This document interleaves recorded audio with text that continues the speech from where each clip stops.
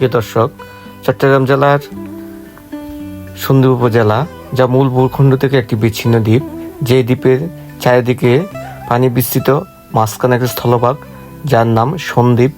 কেউ কেউ আবার এটাকে স্বর্ণদ্বীপে একসময় নামকরণ করা হয়েছিল। সেই স্বর্ণদ্বীপের 4.5 লক্ষ মানুষের ভাগ্য পরিবর্তনের জন্য মহেন্দ্রখানে এসে গেল। আমরা কিছুদিন আগামী 24 তারিখে আমাদের এই সন্দ্বীপের সাথে চট্টগ্রামে ফেরি যোগাযোগ চালু হবে, যথার্থভাবে যাতে ফেরি চলাচল করতে পারে নির্বিঘ্নে, এবং রাস্তাগুলোর কাজও দ্রুতগতিতে এগিয়ে যাচ্ছে।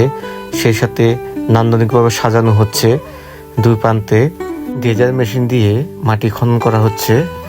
দেখতে পাচ্ছেন আমাদের ফেরি চলাচলের জন্য গভীরতা যতটুকু প্রয়োজন ততটুকু গভীরতার মাধ্যমে গভীর করা হচ্ছে, এবং পল্টনে এসে গেছে। পল্টনের মাধ্যমে যাতে গাড়ি এবং যাত্রী নামতে পারে সে বিষয়টা।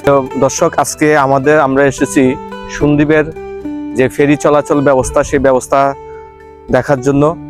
স্বপ্নের ফেরি চালু হচ্ছে কিছুদিনের মধ্যে, অর্থাৎ আগামী 19 তারিখ আমাদের এই সন্দ্বীপে ফেরি চালুর জন্য যে প্রস্তুতি গ্রহণ করা হচ্ছে।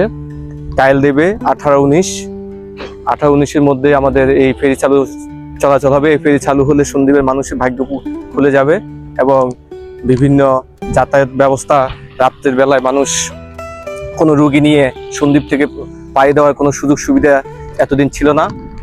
অনেক রোগী নদী পার হওয়ার সময় সেই নদীর মধ্যেই তারা মৃত্যুবরণ করেছে। হয়তো এই সন্দ্বীপের মানুষের অ্যাম্বুলেন্স ব্যবস্থা না থাকায় অনেক রোগী এই নদী পার হতে অনেক কষ্ট হতো।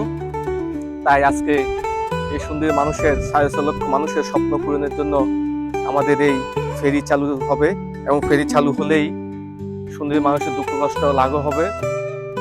তাই আগামী 19 মার্চ 2025 তারিখে সন্দ্বীপে সাথে চট্টগ্রামের বাঁশবাড়িয়া ঘাটের সাথে আমাদের এই ফেরি চলাচল হবে, এবং এই ফেরি চলাচলের মাধ্যমে সন্দ্বীপের যেই বিভিন্ন ধরনের খাদ্যদ্রব্য থেকে শুরু করে এবং যাবতীয় রড, বালি, সিমেন্ট সবকিছু আমাদের খুবই যে কস্টিং হয়, সে কস্টিং অনেকটাই কমে যাবে, এবং অনেকটাই আমাদের সাশ্রয়ী আমরা নিতে পারবো। আপনারা দেখতে পাচ্ছেন এটি শিপ এবং সাগরের তলদেশ দিয়ে আমাদের সন্দ্বীপ যে বিদ্যুৎ এসেছে, সন্দ্বীপ মানুষ আলোকিত হয়েছে, এবং আরেকটি নতুন উন্মোচন হতে যাচ্ছে। সহসা আমাদের এইগুলো উন্মুক্ত হবে। ধন্যবাদ সবাইকে।